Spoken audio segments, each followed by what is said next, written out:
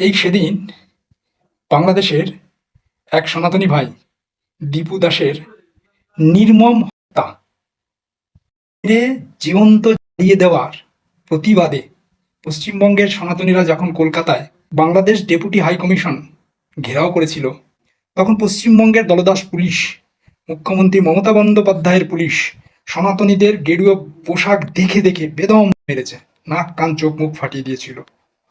কেন এটা করলেন উনি? ঠিক এই প্রসঙ্গে সজল ঘোষবাবু খুব সুন্দর ব্যাখ্যা দিয়েছেন। একবার শুনে নিন কথাগুলো। কিসের টার্গেটই ছিল গেরুয়া বসনধারীদের মারবো। কেন? তার কারণ হচ্ছে গেরুয়া বসনধারীদের যত মারবো তত ছড়িয়ে যাওয়া মুসলিম ভোট। এরা তো আর বুঝতে পারছি যে আর তৃণমূলকে ভোট দেবে না।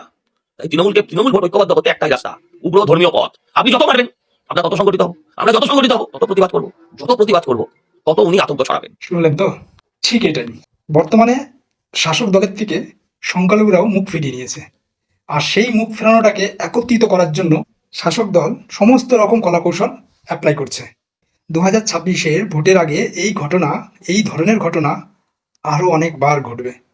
তাই বলছি, সমস্ত সনাতনীরা একজোট বাঁধুন, না হলে এই অত্যাচার প্রত্যেকের সঙ্গে হবে।